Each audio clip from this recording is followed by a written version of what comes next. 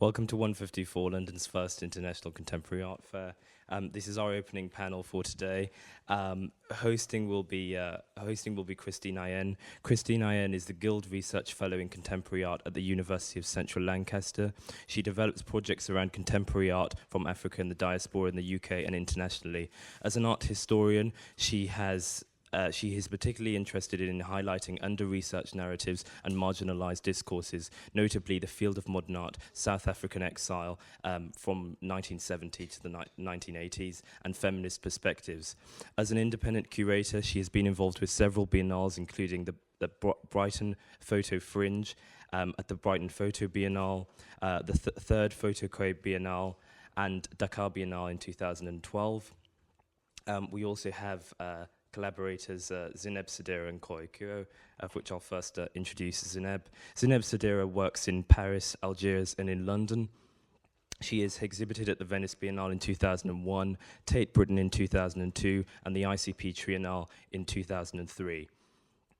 Her solo exhibitions include the Corner House in Manchester in 2004 and the Photographers Gallery in London.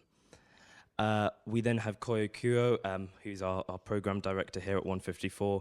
Koyo is a Cameroonian-born curator and exhibition maker and cultural producer. She founded Raw Material Company in Dakar, of which she is creative director. Koyo served as a curatorial advisor to both Documenta 12 and 13, specializing in photography, video art, and public space. She has curated numerous exhibitions internationally and written extensively on contemporary art. Recent publications include Condition Report, which will be selling copies at the back if you're interested, and Word by Issa Somb, and there was supposed to be a book launch for that very book, but it's now cancelled due to health issues on Issa Somb's side. So can I ask you all not to take pictures throughout the discussion? Also, if you could turn off your phones, and what else is there? Oh, after the talk is over, if you could all clear out and then come back in.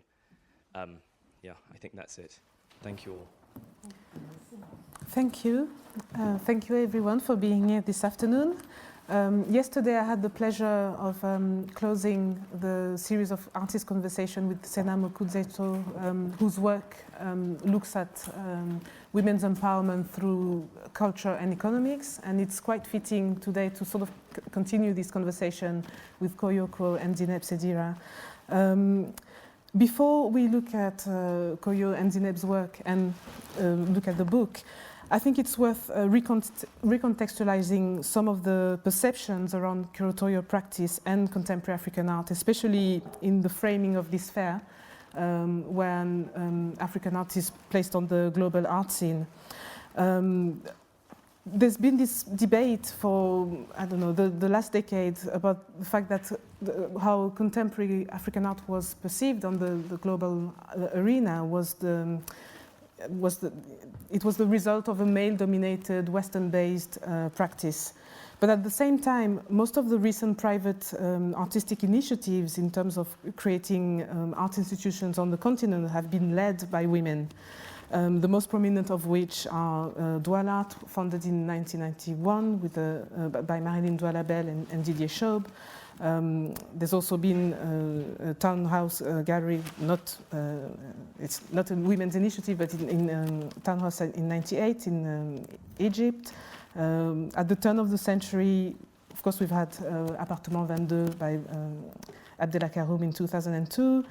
But then we had CCA Lagos in 2007, Raw Material in 2008, the Center for Historical Reenactments in Johannesburg in 2010, Atelier Sam by Bill Kwelani and Aria by Zineb in 2012. So a lot of initiative developed by women, art, cultural producer, sorry. So Koyo, I wanted to ask you what prompted your motivation to create Raw Material, and I also want to draw attention to the book, and I would recommend it, in which you mention this urgency to fill the voids. Oh, wow.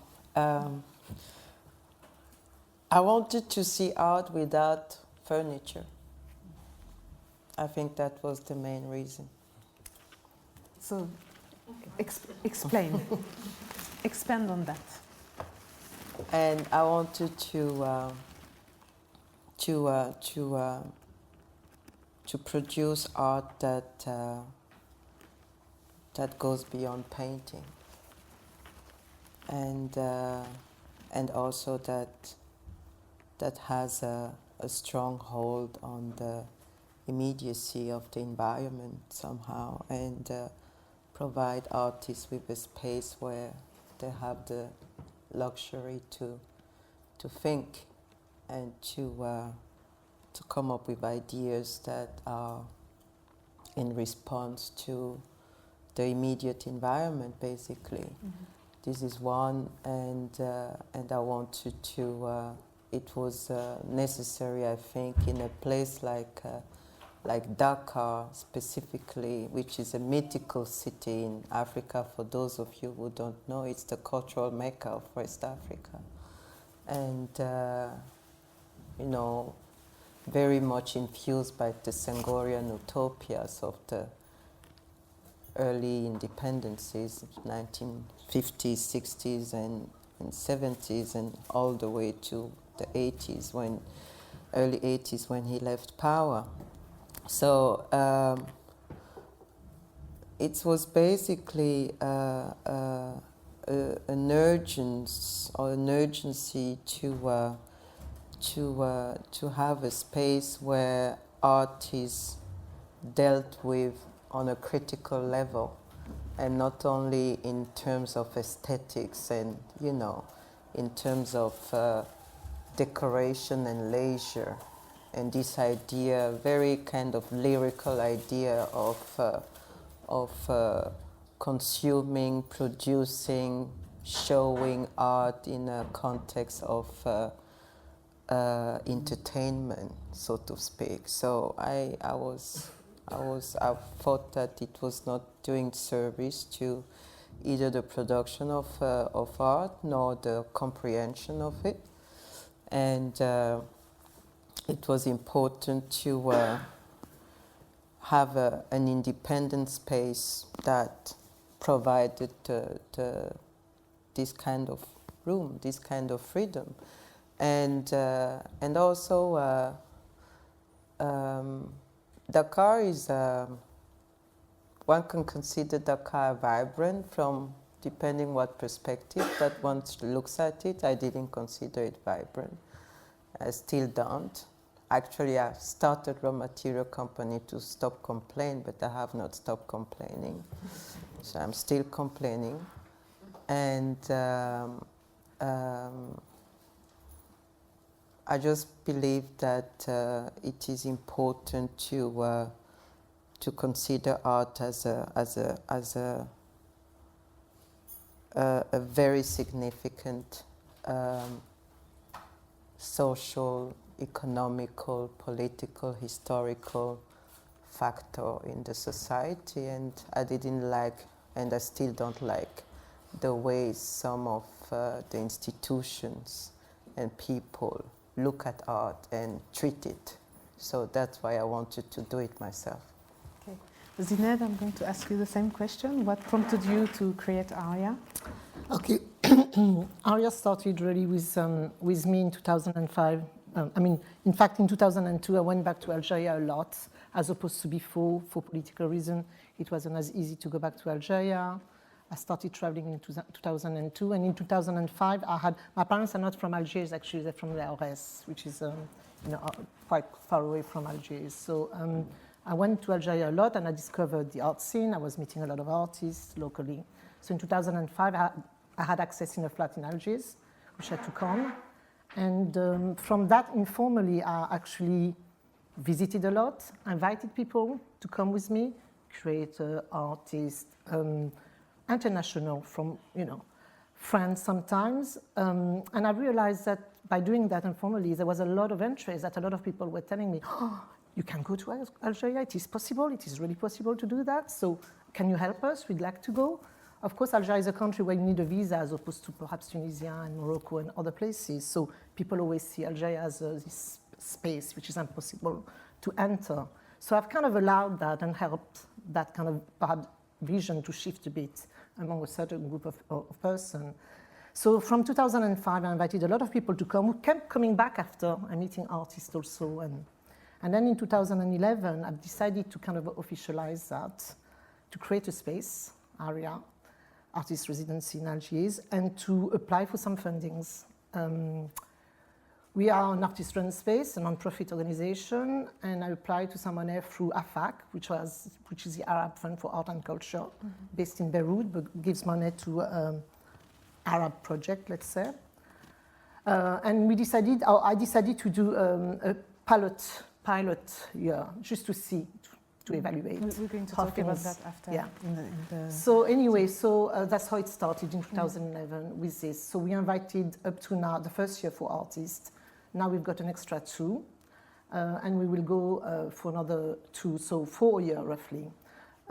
Artists from the Maghreb region, for me it was very important that within that project we give visibility to artists in Morocco and Algeria, Morocco and Tunisia and Algeria obviously, because I believe it's very underrepresented in the Middle East. We're not Middle Eastern enough somehow, so we never get to get the promotion that the other one in the Middle East do.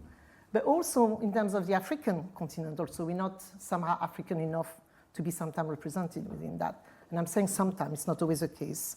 I think the whole discourse about Africa has changed, thank God for that.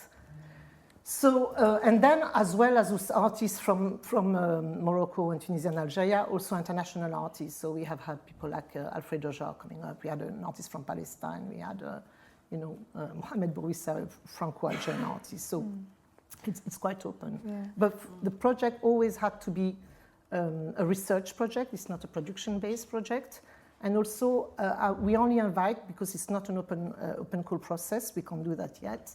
We invite only artists that we believe can respond or have an interest in their practice that connects with Algeria somehow, So can I say that the difference between the way you started your institutions, yours is more with in reaction to the lack of state support for the art, or and was that? It's very much the same thing actually. Okay. When Koyo was speaking, I was thinking, we obviously connect in many ways. For me, it was to, first of all, because the Algerians find very difficult to get out of Algeria because of the visa situation in Europe, obviously.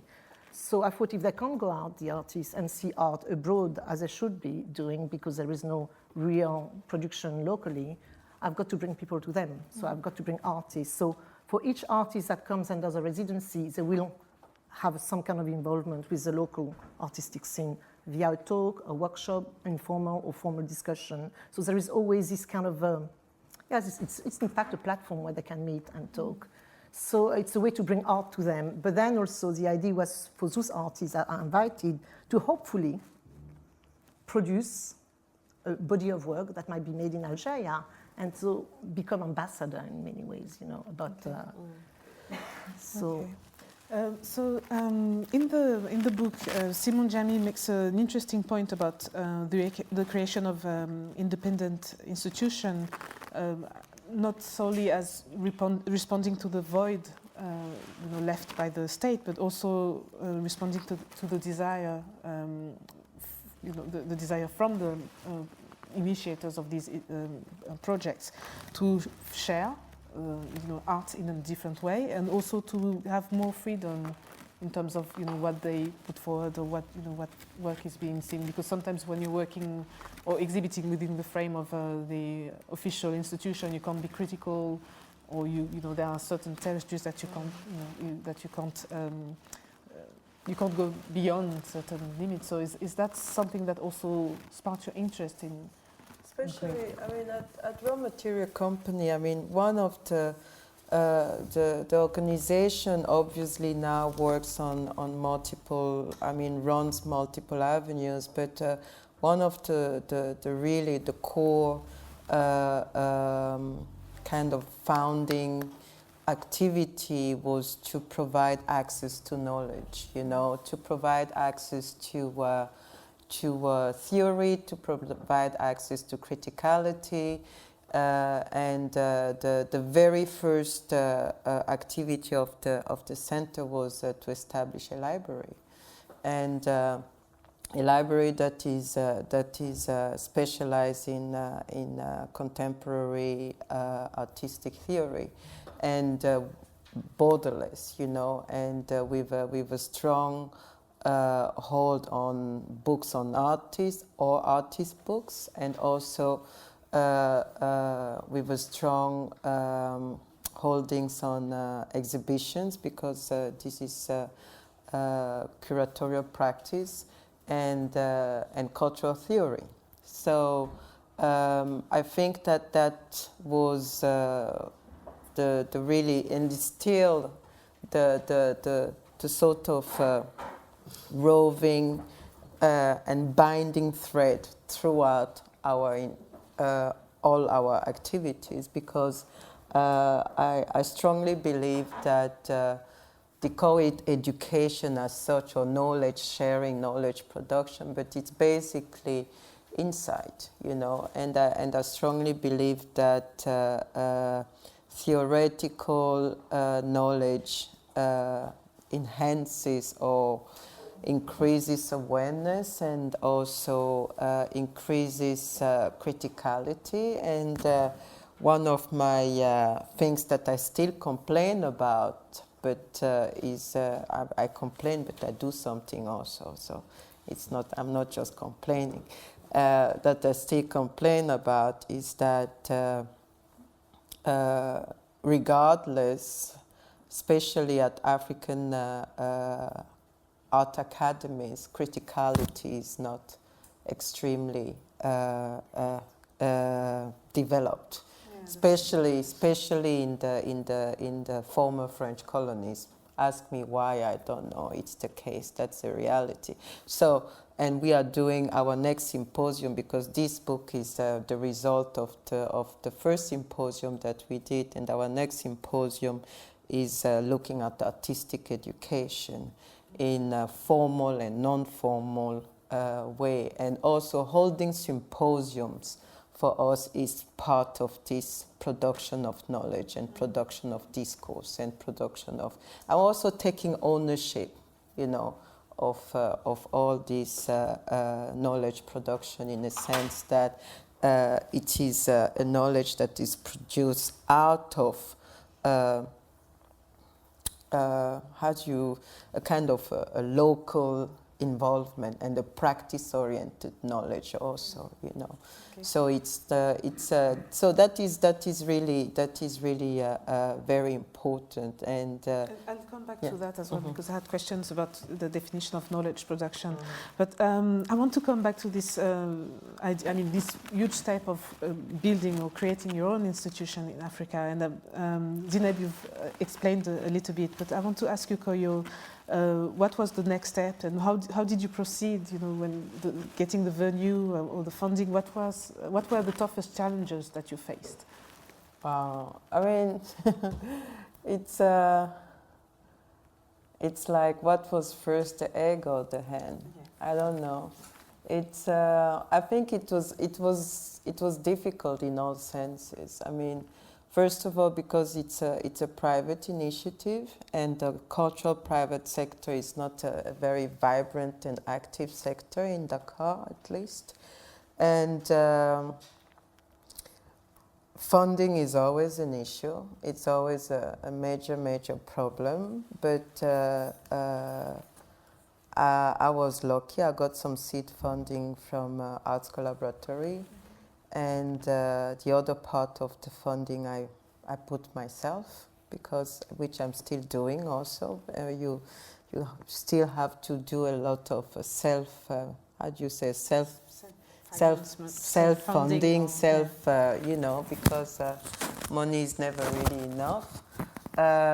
What was more difficult? I mean, it was, initially we wanted to set Raw Material Company sort of as a para-educational, para-university program. So I lost 2 years of my time trying to convince the Dakar University how important it would be to have a a program like that within the university, where you don't have an art history program, where you don't have a curatorial program. I mean, which is surprising in Dakar. exactly, which is surprising in Dakar, but that's the reality. So in response to that, that was what I was offering, but we didn't succeed. And excuse me, is it because you mentioned that the symposium in Dakar, that is it this place at the IFAN?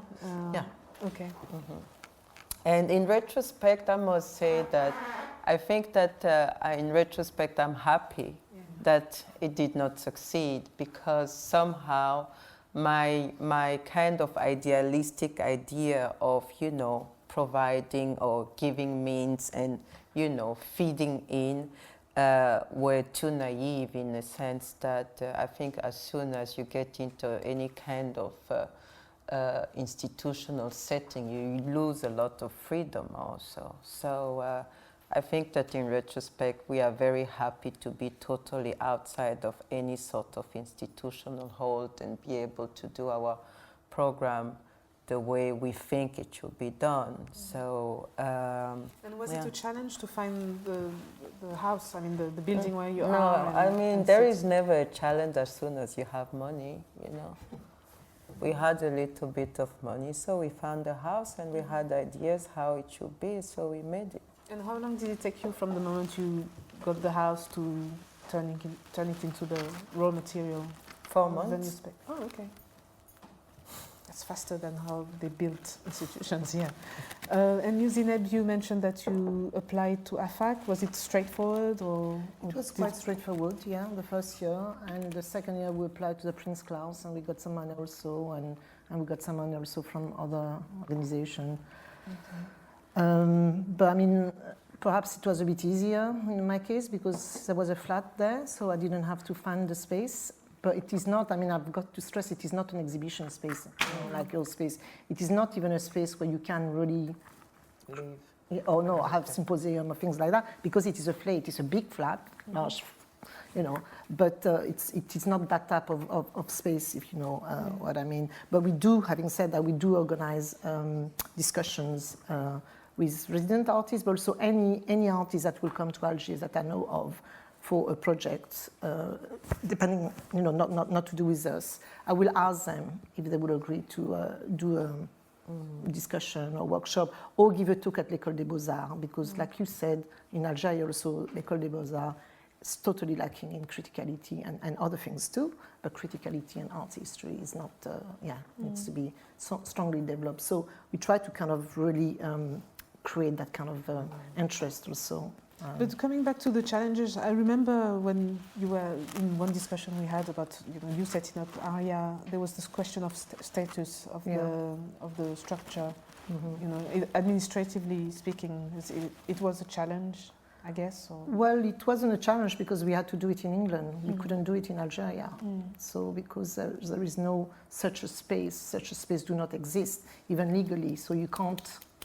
There is no, no text so for you to. It's really a pioneering initiative, and you're setting a precedent. And then, Okay. Now, in terms of running the venue, Koyo, you're presented as a multi-hat person. You're cultural producer, exhibition maker, venue director, curator. So, how do you reconcile all these activities, and what are the challenges to shift from writing or curating and tending to the very practical aspects of maintaining a building, managing a team, and all these administrative aspects of having an institution? Well, this may sound pretentious now, but when you're born and raised in Africa, you learn that. You learn polyvalence immediately.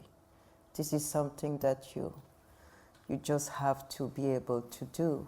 And I think that my cultural background provided me with these kind of possibilities, and also that life in itself has so many, facets that you cannot be mono-functioning, So And I think that helps a lot in that sense. Of course, there are challenges. It's not easy. When I speak of it, it's me. I don't want it to sound easy. What I just want to say is that it is possible. It is challenging. It is difficult. But you just have to do what you have to do, you know. And in my personal case, my engagement for the arts, for the artist, and for the recognition and respect of it is so full that I fight on many fronts. So, yeah, I just you just get it done. yeah, you get it done, Yeah. and you just do it. It's Yeah. like Nike, maybe. Yeah, just Just do it. Yes. Well, same question for you, Zineb, and I think for you particularly because you're an artist, so you always have this idea. I mean, no, that's not the reality, but you have this fancy idea of the artist in the studio just producing work. But you now have to create your own work, and actually, as an artist, you also involve other people in the production of your work, but you also have not this to manage your area, and so I want to ask you, how do you reconcile those two worlds, and who do you work with, and what do you delegate? When do you stop? And Well, I guess, it's an extension to my art practice. I've been doing a lot of work on Algeria, not only on Algeria, but so it comes quite naturally for me to go there. So for Aya, when I need to go there, in some ways it's kind of, it makes sense in many ways. But it is true that as an artist, it does takes a lot of my time. A lot of traveling. So, very quickly early on in the project, I invited Yasmina Riga to join as a project curator. And so, she does do a lot of the work. And I'm there when I need to be there, but often I'm also behind the scene because I need to concentrate on my practice, which is sometimes a bit disappointing or frustrating, but nevertheless, that's what needs to happen. I do really see it on the same level of my practice. For me, it's very important. But I've been practicing for much longer, so I've kind of keep going at it. Yeah. In terms of programming, you've both chosen to develop an approach that caters for a local audience and artistic community, as you've explained, but also you're opening up to artists from across the world. So I want to ask you why that choice, although you've sort of touched on it already, and how is it perceived locally by the audience and also the artists, the artistic community? Koyo, maybe you can answer.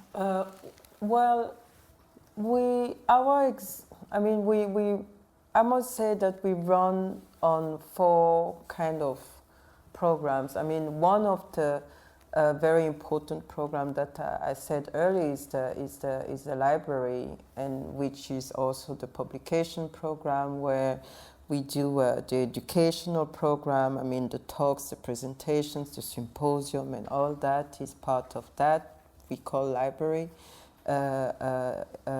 program, and then we have this very extensive, tightly curated exhibition program that runs 5 to 6 exhibitions a year.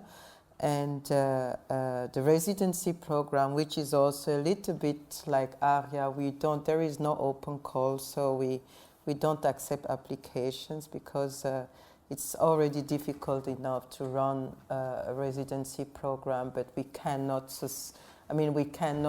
feed and be fair to open call application because you will have to explain people why you are not taking them. So this is also very important. So how people react to our program? Our program has always, from the very beginning, been nourished by the idea that it is not necessarily for a mass production or a mass consumption, but rather a very astute and a very clear theoretical, political, historical position. So, and we don't also call ourselves a Center for Contemporary Art. We are a Center for Art, Knowledge, and Society. So what we put behind art is quite obvious, and what we put behind knowledge also. And what we put behind society is everything that feeds knowledge and art. So that comes from life, that comes from politics, that comes from history, and so on. So, and can I ask you? yeah. I mean, I get the. How do you? I mean, can you expand maybe on the society? Yeah. I mean, arts we understand and knowledge we understand, but how does society fit into the project? In Society a way? fits into the project by everyday life, for instance, by social issues, by political issues, by the book that you did during the riots, elections. yeah, where exactly. we For were- instance, Chronicle of a Revolt is society getting into art, and also by responding, not just responding, by addressing and tapping on issues that are sort of considered taboo. And our next yearly program will be looking at homophobia in Africa through the arts and cinema and so on. And we all know that it's a very, very serious matter in many countries, and nobody really dares to speak about it, and we do. And things like that. That is society. And how people respond to our program, I think, this is...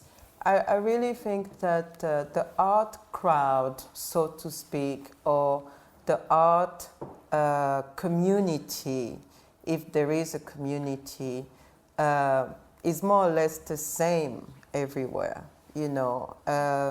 I don't think that the profile of people who consume or produce art, who are interested in artistic discourse or in artistic production, is more or less the same everywhere. So you always have like a mix of middle class, well-educated artists and so on. That's the same everywhere. And in so-called economically less developed region, you have all the crowd of expats. So, and people respond differently.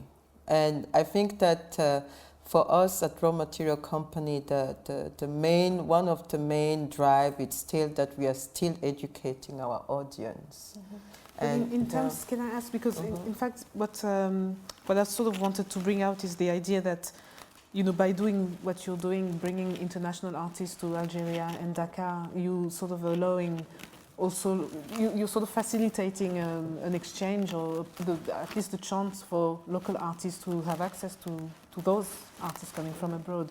So I was just wondering how, Zineb, you've a little bit explained that the artists are giving talks at the École des Beaux-Arts and yeah, but not only that, some Algerian artists are also invited, because we're also invited to curate shows outside of Algeria, and we're commissioning artists. So we actually create opportunities for local Algerian artists to exhibit or do residency outside, and that has happened quite a few times over the last 2 years. But unlike Koyo, our public is really the art scene, because we don't have a platform. When it extends a bit, it's when they do a talk at l'École des Beaux-Arts, and perhaps l'École des Beaux-Arts allows for anyone to enter the seminar, if you want. But for anything that happens in the flat, really, at the moment, it's very much, we can't invite just anyone from the street to come. Yeah. It's not like an open space or a gallery space. So in that sense, it's a bit limiting, and it's really catered for that community, that artistic community. But, who knows, things changes, so, we... Yeah. And Koyo, I'm still to the same question. Some local artists, like for instance, when you organize a symposium, you've got some images here of Marie-Louis Grand. Marion.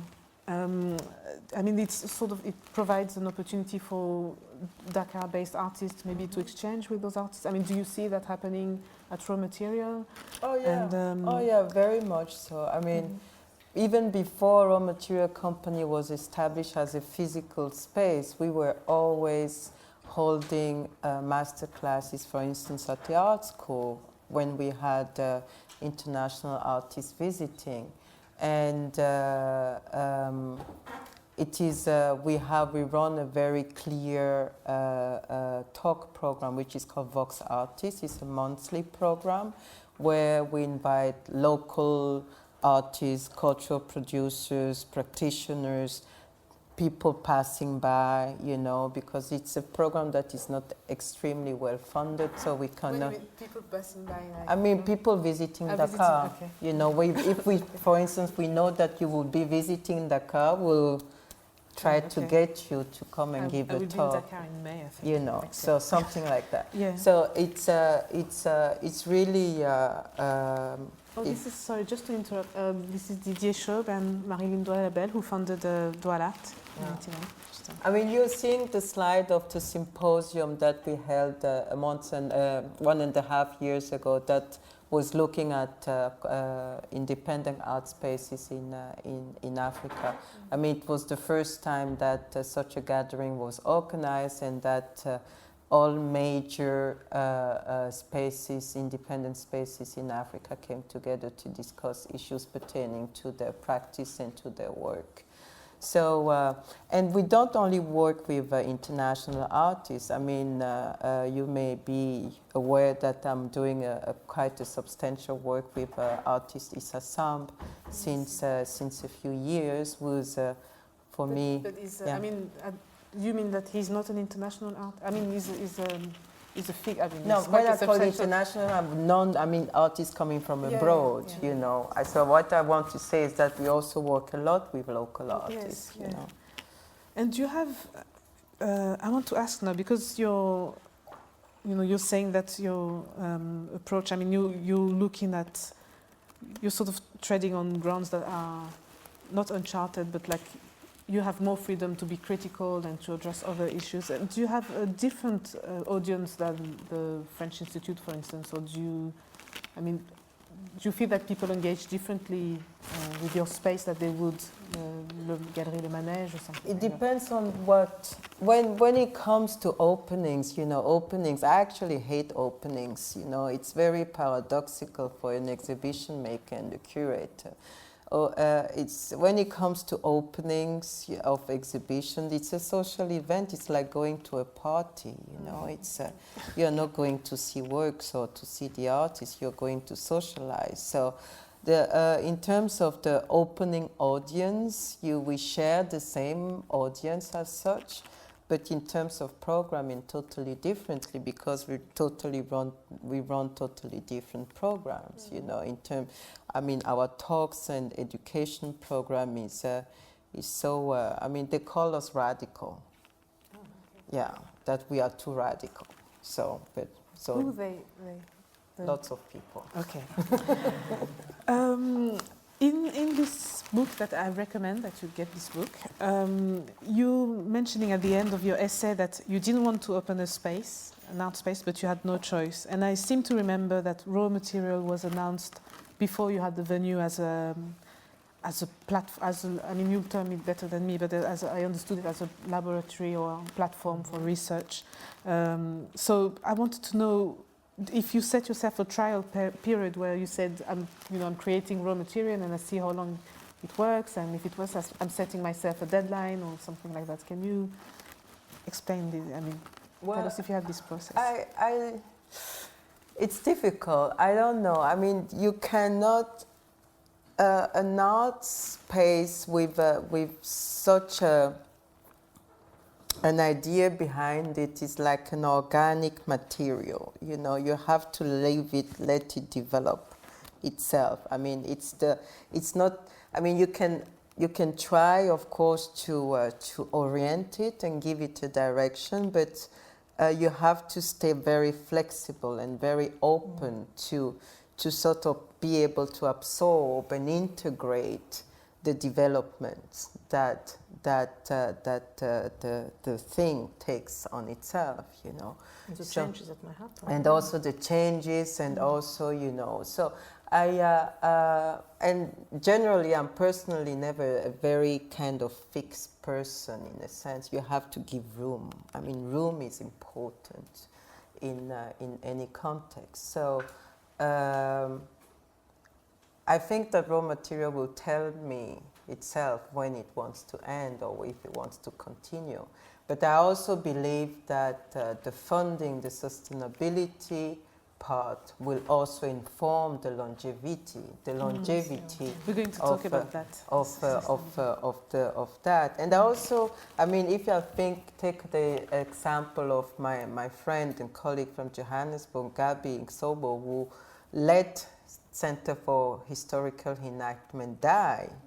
I mean, sort of committed suicide. I mean, an institutional suicide on purpose, which I think it's very brave and courageous. I mean, I think that it's not only the kind of feeding a space like that with ideas, with work, and with all the challenges that most of you know, but it's also, I think the funding part determines a lot, and I think for me that will be one of the reasons how raw material could look like in the future or not.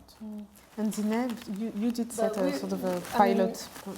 To be honest, from the starting point to now, a lot of things have happened, and beyond even me even trying to provoke those changes. But I mean, the demand has been very important. You know, a lot of people have contacted us, being interested by what we were doing, being interested by the Algerian art scene, and coming also to Algeria, and perhaps, you know, organizing in December, we're doing a little symposium in the flat, you know, around the idea of archives. So a lot of things happens because of the demand, and obviously the fundings, you're very right. I mean, because now we're getting more money than we did a year ago. We can do things better, bigger, and in that sense, it kind of shifts the whole idea of the residency project to start with. And as I said, we're curating a lot now. You know, I mean, Yasmina Regadi is a curator, but we kind of are invited to create quite a lot. So it kind of shifts the initial idea. And perhaps we will also at one point go out of the residency space, of the flat space, and go into perhaps a space like yours, where we will also organize exhibition locally. I mean, in Algeria, there is a bit of money from the Ministry of Culture, and we're kind of looking at it at the moment. Lucky. And yes, we are, whether we get it or not, it's another story. But there is money for such projects, so we are actually looking into perhaps getting some money from there. And as where area will be in, I mean, sometimes I think as long as there is demand, area will exist. You know, when people will be blasé and tired of what's happening in Algeria or going to Algeria, perhaps it won't exist anymore. And I don't think me, myself, Zineb Sedira, I will be still behind it in 10 years' time, but I hope somebody will take over and carry on the work, as well as, obviously, you know, I mean, I don't know how you feel about that, Koyo, but it's very important that we are a group of projects. This symposium was really looking at it, and I really recommend you to get the book. It's not only supports raw material company, you really get smart out of it, you know. So it's that it was really my whole curatorial interest is really also about building art institutions, and art and building an institution building as a curatorial practice. And Sarah Rifke writes about it in the collection. Also because to go away from the so extremely, which is in Africa so often the case, personalization of a project, you know. So my actually, when you tell me where I see raw material company in a few years, I always tell people that I actually want to move to Brazil in a few years, you know, and want to be there and design shoes, and someone else will be there running raw material company, and I can forget about it and I can do something else. So I think that if I manage to set raw material company as a real institution that can go beyond my persona, then I think I've succeeded. Yeah, me too, yeah. I think it will be a milestone. I mean, you're really creating something, and you know, a milestone or groundbreaking institutions on the continent. But not only, I mean, I do feel that areas, I mean, that type of model is unique in Algeria, and I really would like, you know, other models to be created around us so that we can support each other and actually do that journey together. But at the moment, this is not the case, so it's quite painful because a a lot of artists are turning to us and they expect us to give them everything. But we can't, obviously, we don't have the resources, the money, the time, etc. So, coming back to sustainability, obviously it's crucial to all activities and structures. And we can see that in the West, there's been funding cuts, so everyone's struggling for money in the art. You've touched a little bit about it. I was going to ask you how you sustain your activity, so you've mentioned that. But I also want to highlight the fact that you're both non-for-profit, non-commercial institutions, yet you do get involved in the art market and the art fairs. And I want to ask you, what strategies do you develop in this respect? Koyo, you can mention. I mean, I've seen some of your. I was in Art Dubai, so I've had the chance to see your selection there, and Zineb, after you can talk about the work. You have to be creative in finding sources of sustaining yourself, because in the non-profit world for art institution, what do you have what are kind of your, especially doing the kind of practice that we do, we don't show kind of normal art that people can come and enjoy easily. So what do you have what can you have? You depend on mainly foreign funding, and I really have to say thank you to my funders who are sitting here. They support me so much. They come to London to listen to this talk. It's Gertrude Flentier and Chantal Verdonk from Arts Collaboratory in Amsterdam. Is that there is that avenue, which is always tricky, we all know. It's tricky in the sense that there is no guarantee from one year to the next. It's tricky in the sense that it's absolutely boring to write proposal, and especially even more boring to write reports and justify how you use the money. So, I mean, in talking independence, there is no, I mean, you have an intellectual independence, but there is no financial independence. And so you have to be ingenious in a certain way. You have to find a combination between the non-profit kind of system and the market commercial profit system. And in the case of Raw Material Company, and this is also why we did never call ourselves Center for Contemporary Art, blah, blah, is that it was clear for us that we had an entrepreneurial aspect. So we do have, within our exhibition program, our curatorial program, because as a platform for curatorial and research and production practice, we do have a clear interest in the market, and because the market, I think that it is not just because it is important tend to get a certain financial independence, but it is also as a means to provide livelihood for artists, and a support for our own institution. So then this is why company stands, in the name Raw Material Company, company stands for all that. Company doesn't only stand for collaboration, togetherness, it also stands for business, So somehow we are trying in a very shy but clear way to reach that. But so what was I saying? So we get funding from the donors agency, mainly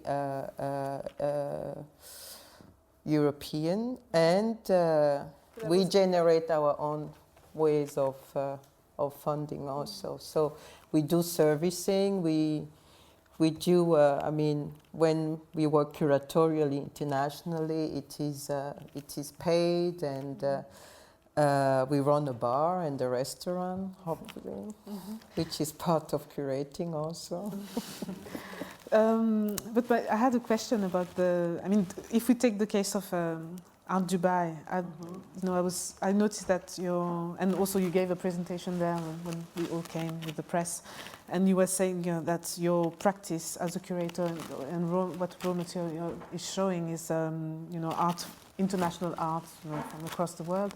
But in Dubai, you made a specific selection that was Senegalese, mainly Senegalese artists. So I just want to ask you, how do you gauge? How do you sort of project what the collectors might buy? I mean, what was your strategy when? Well, that was a very good panel about marker. I mean, the focus on African galleries at Art Dubai this year, which is really all to the merit to Antonia Carver, director of Art Dubai, and which was a wonderful initiative. And I tried to be a very simple African woman most of the times. When you go to a market, you want to be sure that whatever you bring, you will sell.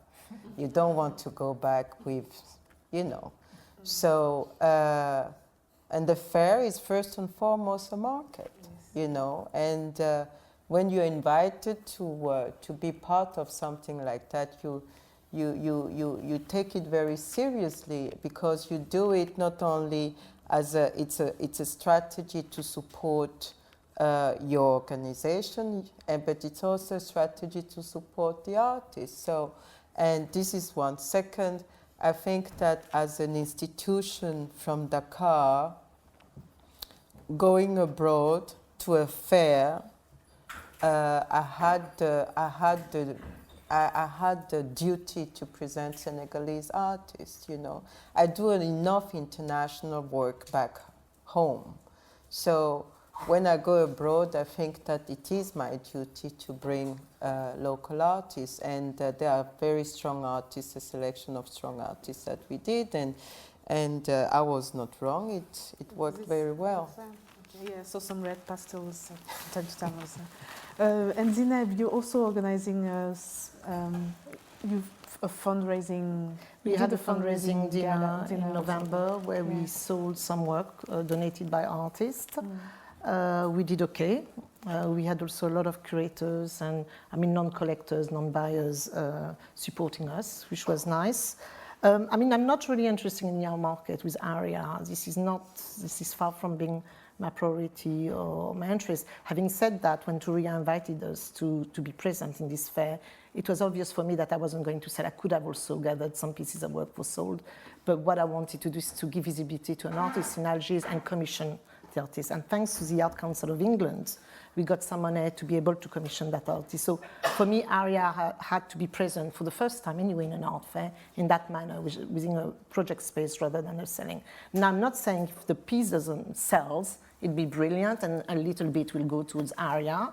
But if it doesn't, it was never the purpose of it, So in that sense, but about the market and about being artists, the good thing at the stage I am in my art practice and the experience I've had is I've got a very good address book. And I must say that having a good address book helps with fundings and also, attracts, collectors and many. So in that sense, I can see it does help, So I see we're sort of running out of time. So I'll go to my final question. During the symposium in Dakar, I asked a question, we talked about it just before, about the fact that, Koyo invited a lot of independent institutions, some from Africa, some from other parts of the world. And in a way, you all shared sort of the same, working in different contexts, you sort of shared the same challenges and interest and goals. And I was wondering, the question I asked at the time is whether there was scope for you to collaborate, as independent institutions. So since then, that was in January 2012. Since then, there's been the experience in Dubai and this experience. And what do you feel about that and how? Well, I'm very happy about any possibility of collaboration. It's not always easy, but I think that the readiness, the mental and emotional readiness is always there. And it's just the circumstances and the possibilities somehow that may not follow.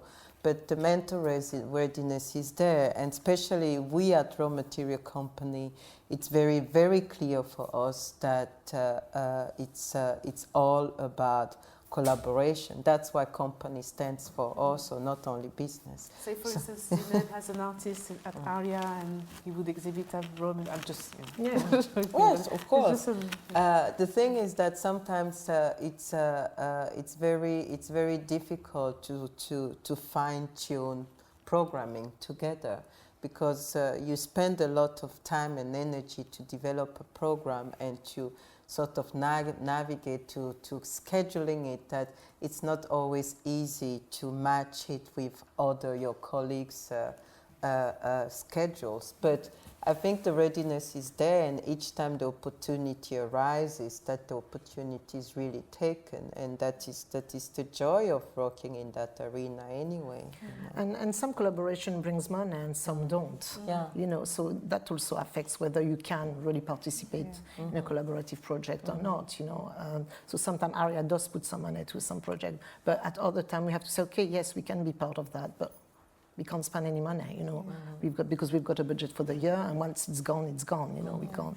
So that also obviously decides whether you can take on this project. With raw material companies, usually also because, I mean, our program is so curated throughout the year. I mean, from now on, we start our year in October usually, and it is up to July 2014. We know what we are doing because we have a roadmap, we have a plan, you know, it's thought through in advance, it's organized. So so maybe that doesn't give us all the flexibility either, but at the same time it is necessary for us to have such a schedule, because this is how you can organize it and plan it, you know, so it doesn't become a total improvisation.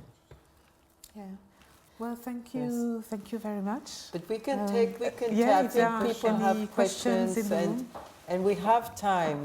The next keynote is cancelled due to illness of Syndica Dokolo, so we have time to talk. Yeah. Can you hear me? Yes. Sorry. Hi, my name is Katia Artianton. I'm a curator based in Zurich. I had two questions for you. One is, do you consider that this expansion of art centers throughout Africa is mostly an urban phenomenon? And are you yourselves considering how that might relate to a rural situation, how you might be linking contemporary art within rural scenarios?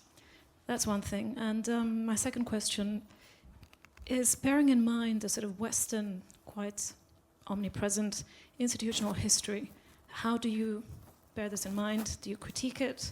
Do you consider it within your own models of practice in terms of institutions? Well, there are initiatives that are in the rural or in remote places.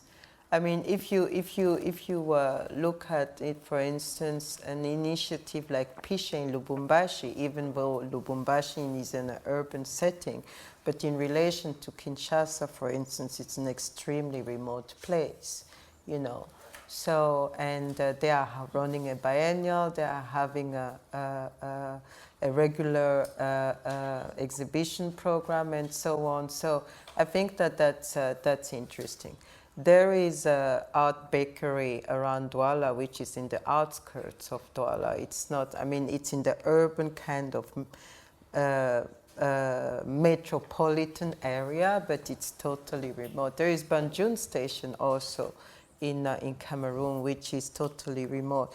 And in Senegal, Portes et Passages, Amadou Kansi has been running a holistic art center way out of Dakar since many years, and it's a work in progress actually. So these are just kind of a few. I mean, there is a Maison Carpe Diem, which is exhibiting here at the fair, which is a gallery which is in Ségou. So, and there are, and there is Zoma Contemporary in the highlands of Ethiopia, run by Meskere Maseket. So it's who was also part of the symposium. So it's not only an urban kind of phenomenon. I think every promoter of an initiative or any art initiative in Africa does it within the how do you say, the contingencies of the environment that the person acts in. Of course, I mean, I am an inner city girl. I don't have a village, you know. I was born in downtown. I always lived downtown, and maybe I will die downtown. So it's also very much fed by the people behind it, you know. But I think that there is no either order. But The quality of the work is the most important, actually. yeah, and that doesn't mean that we don't work with artists who Exactly. live outside the capital. Exactly. You know, in our case, we work with artists, you know, all over Algeria. We tend to try to invite them and include them at things that happens in Algiers, for now anyway. And in terms of the Western model, I mean, I was raised here, I studied here, so obviously, yes, I am influenced by it, but I hope I know the local Algerian scene quite well and the way it works to actually not just want to, you know, copy the Western model into the Algerian model. We just have to work together and I understand what's expected and how things have to be done over there, and I really, you know, tend to work in that way, you know, over there. But obviously, yes, I have those influences. And just to add to it, I mean, there is always this idea of critiquing the institutional model, Western institutional model, and so on. I mean, we can discuss it like in a half a day, or it takes a long time. What I want to say in a nutshell is basically that don't forget that Africa has been influenced and raped by the West since 500 years, and that process is not finished yet, you know. So somehow we are still sort of learning to regain our own dignity and our own models. And those Western models are still somehow there. Unfortunately, it takes time to get rid of them, you know, and to develop our own, you know, systems. I want to add something to that because, I mean, also one question that I had as part of my question and something that was addressed at the symposium was the omnipotence and omnipresence of the institution inherited from the former colonial administration. And obviously, we're always in this situation. I mean, I'm based here, but I'm also working in Africa, and I think we all faced with the same situation where we're working internationally, but also some projects are funded by, Western institutions. So sometimes we looked at, I mean, we're always in this situation where we're trying to, express our own voice, or express our cultural productions, but there's Western money involved. But I also like to say that in the West, I mean, my mom lives in France. I have, there are African people paying their tax, and this is taxpayers' money. And I think we are also part, I mean, we're in Africa, but we're also here. And I think that's something that must never be, forgotten, that we also pay our tax, and that a lot of African people work in, work in hospitals and impôts and tax offices. So we're also contributing in the West. So that's something that we must never lose sight of. So I wanted to add. Any question? Wait for the mic.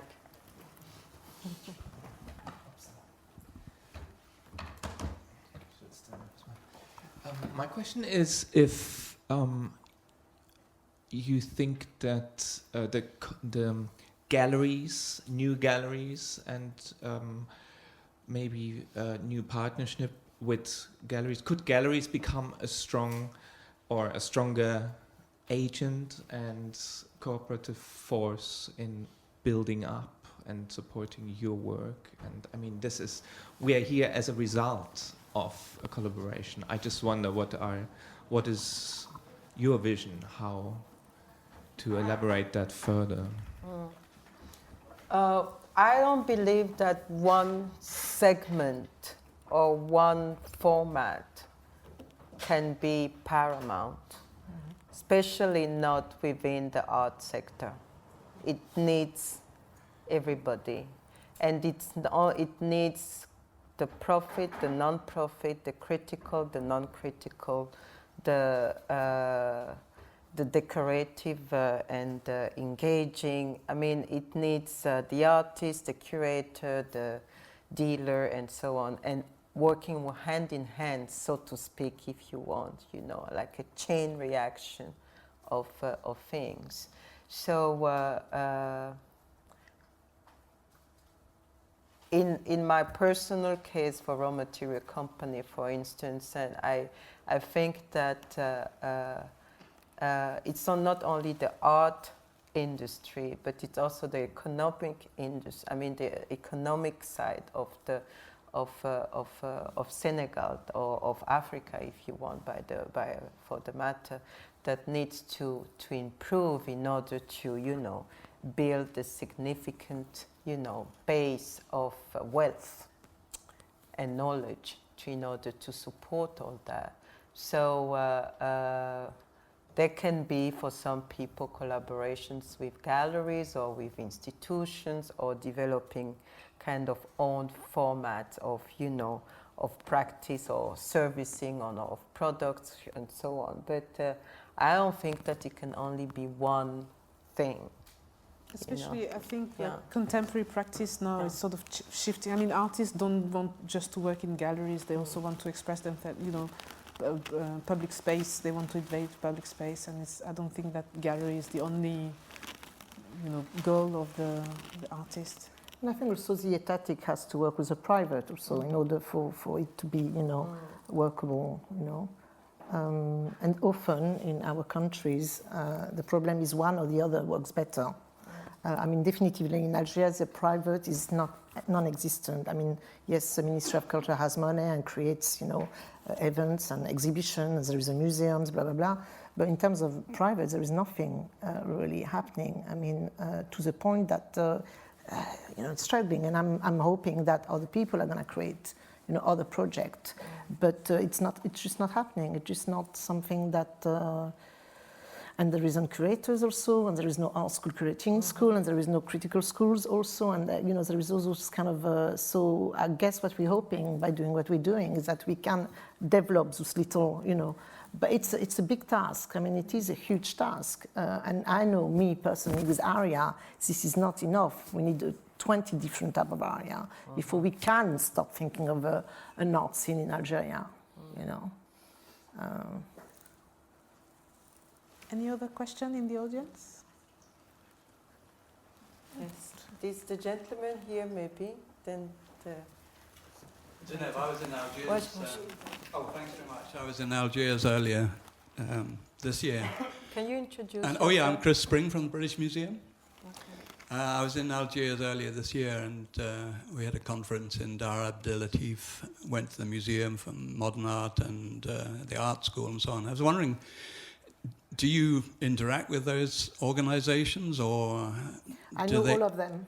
Do you know all of them? Yeah, I know all of them. I know all the people who run them. Yeah. So I speak to all those people, and we try sometimes to create some kind of collaboration. In the case of l'Arc, because when you went to Villa Abdel Latif, it was on the Arc that you were invited, because it was for Rachid Qureshi exhibition, exactly, I believe. We have tried to work with them, but it's impossible. It's just not easy. Why is that? I mean, in terms of money, I mean, they offered to give some money, but I knew it was conditional, you know, in some ways. But secondly, it's the way in Algeria we don't have the financial bank infrastructures that perhaps some other countries might have. So they will give us some money, but it will be in dinar, okay, the local money. So it's money that can only use for certain things in Algeria. The type of project I need to have money that can circulate outside of Algeria and in Algeria. And it's basically almost impossible to get money out unless you take it in suitcase, Yeah. So, I mean, some things like that that kind of really limitates you. And somebody might give you 150,000 euros, but what can you do with that if you can only buy local stuff with it? And your artists are coming from all over the place, and you need to buy some plane tickets, and you need to get a transporter from London to. So, you know, it's kind of has a lot of limitation. The other one, the MAMA, the Museum of Modern Art and Contemporary Art in Algiers, the director, Mohamed Jahish, is a good friend, and he's very willing to do a lot of projects. He has very little money, not a big budget. LAC has much more money than he has. But he's willing to give the space, at least, to collaborate with him, you know.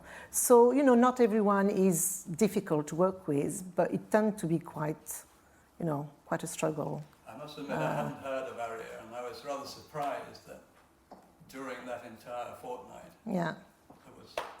I mean, for example, the initiative we do with l'École des Beaux-Arts, I mean, you've been there. Yeah. It's because I happen to know a teacher, art critic, curator, Nadira Lagoun, who's the only curator, I should say, in Algeria who worked with her. And she, because she teaches there, she actually opened up the door, you know, just, you know, generously for, you know, each time then an artist comes, she will then invite them to present their work to the students. And usually it's only for the student, but she opens up to everyone who wants to come on those days. So, you know, I've created my own contacts and my own, you know, contacts basically. And you have to have people who believes in your project who want to work with you. I mean, often the state doesn't really believe in what you're doing. You know? They're like, what the heck, a flat, a residency? What's that? Why? You know. And you know that at Villa Abdelatif, it is a residency space, which is a ghost town. Yeah. Nobody really, and it's an amazing space. Yeah. I mean, you know, I wish I could have that space. Well, but there is any chance of you perhaps... With l'ARC, to be honest, impossible. The person who runs it has a lot of money, a lot of possibilities and spaces, but he's just a nightmare. So you can't. Other people, they've got less money and less power, but they're willing to collaborate, so that's what we do. We collaborate with them when we can. So it would be worth me writing and saying, look, you know. But you can, but he knows who I am, and I know him very well, you know. But it's just that there is a point where also, with l'ARC anyway, that they have the logo on everything, it's one thing, but when they start telling you that you have to work with this artist or that you have to do things a certain way or not another, it's not possible. I'd rather be private. You know, like Koyo said, at least we do what we want to do as much as we can do because it's not as easy as that. You know, we mustn't think because it's private, we can just do whatever we want. There are a lot of limitations. In my case, the flat is in a building with neighbors, you know, so I have to take into account, you know, also what the neighbors might think when there are so many people that comes in and out all the time, men and women. You know, at times we're 20 in the flat, sometimes the flat is empty for 3 months. You know, you have to negotiate all those things, you know. It's not an easy task, but, you know, as long as it's working now, we carry on with it. And, it's brilliant. But I do have support from some officials. I mean, they're friends and they're there. So we'll see, you know. There is a lady question back there.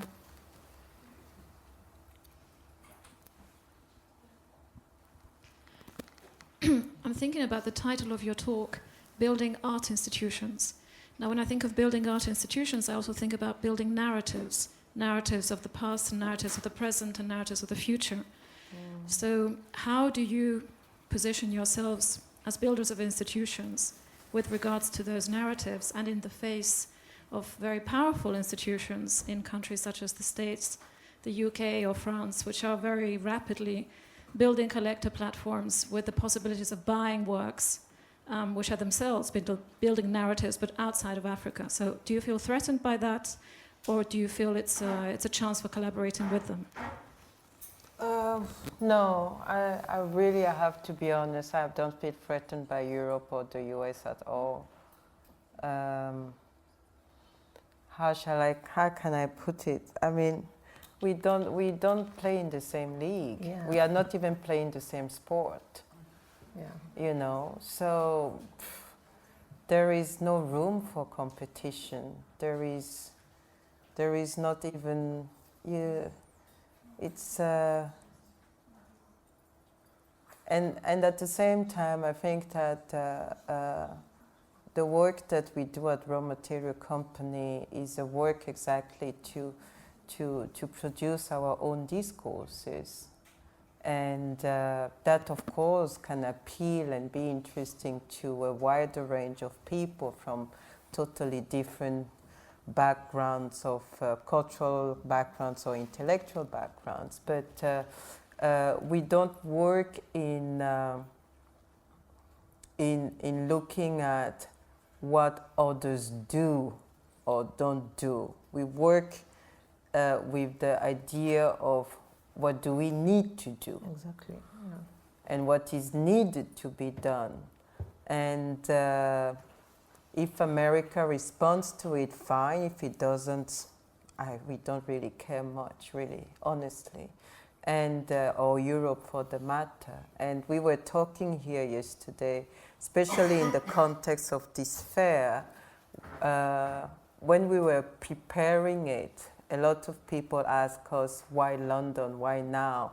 Like some people, especially in France, why not Paris and why London and so on? I mean, I really think that projects are really lived by the people who initiate them. I mean, this fair was initiated by a London-based professional, so it makes sense to place it in London.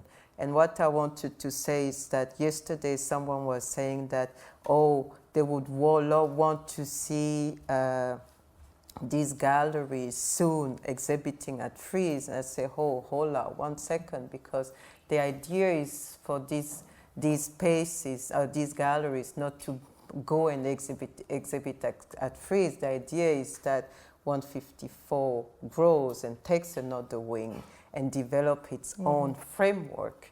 And within the week of intense cultural activity, artistic activity in London, of course we are thankful to Frieze because they provide this kind of platform. But the idea is not for the galleries upstairs to move to Frieze, you know. So we are not preparing a kind of the ground for Frieze Art Fair because, I mean, you all know, most of you know at least that it takes so long for Art Basel or Frieze or FIAC or Armorische or whoever to even consider any gallery coming out or outside of their system, you know. So why trying to force to be in that system? We have to create our own system, and this is what we are doing. I mean, looking at the success of the fair, you know, and the amount of people that actually have been to Frieze and have come here and have gone back and come back, I think, you know, it shows that there is a need and a demand for. Now, if tomorrow Frieze invites Aria to do a project there, I might say yes, and it'd be good, you know, and I might do it. But I don't think, yeah, as you said, I don't think it's as easy as that. You know, I don't think you show here and then the next step you go and show at FIAC or Frieze. I think, you know, a lot of things have to change before that. That's not even the ambition, you know. That's really not the ambition at all. Be it from independent spaces in the continent, be it with this project here. I think that there are new kids on the block, you know. I mean, the generation of the advocacy, inclusive work is taken over by another generation who just do what they need to do within their own system and within their own kind of ideas. And I really thank the older generation of practitioners and art professionals who have done an amazing work for us to be able to do something like this today. But I think it's a whole new generation of young and independent, highly educated African art professionals on the ground that are doing things that are needed to be done. And that might not necessarily want to be also at Frieze and FIAC and all those, you know. I think it's not, you know, it might not be appropriate for everyone.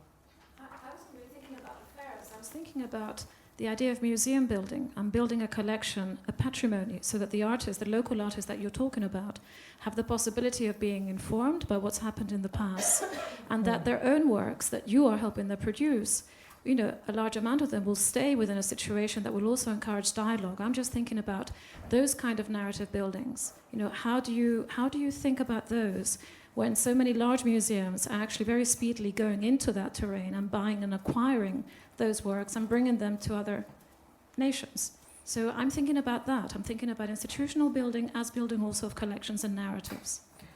I mean, this is definitively a problem. I mean, I can talk about the Algerian model. I know the Museum of Modern Art is buying some artworks at the moment, only recently. Oh, yeah. And I should say perhaps only a few pieces up to now, because it needed first to have the institution and the space to do that, to collect and to conserve and preserve, etc.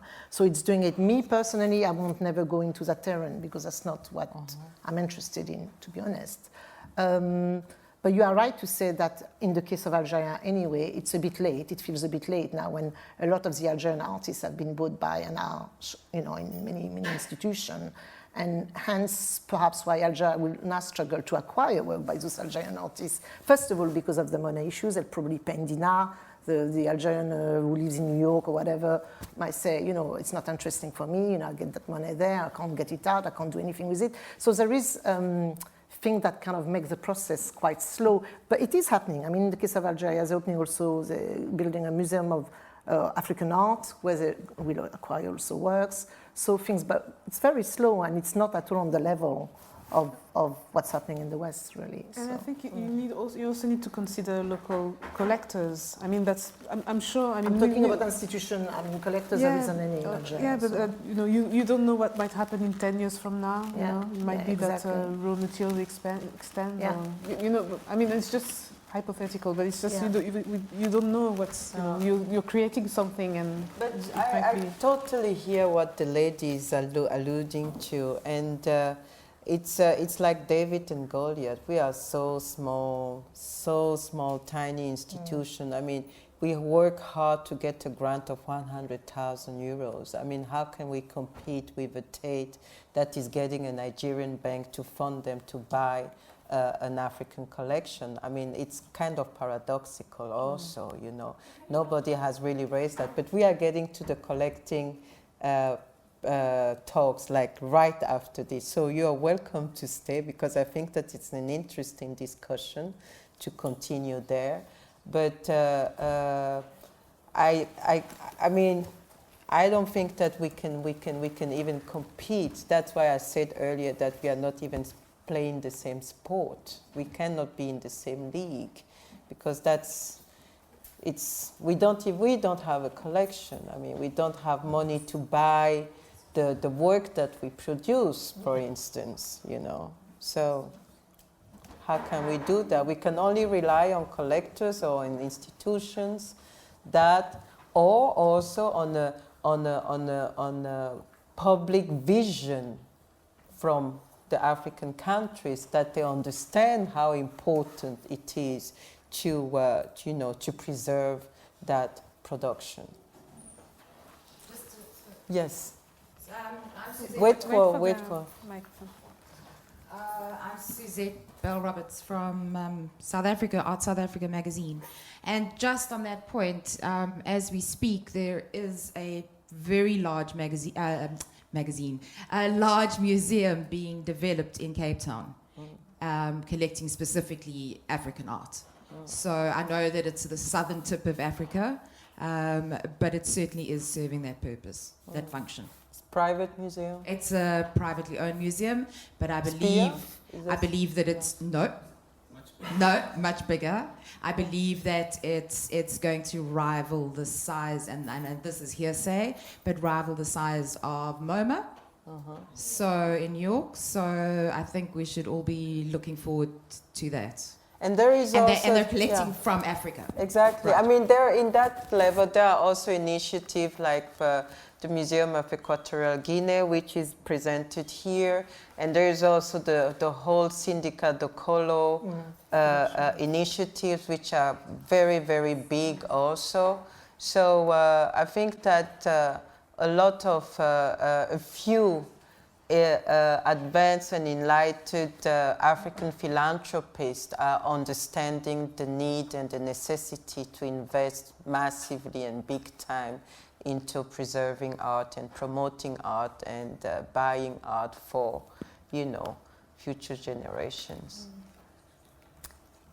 But stay, the collection, this discussion continues, overlaps with the next panels. Thank you.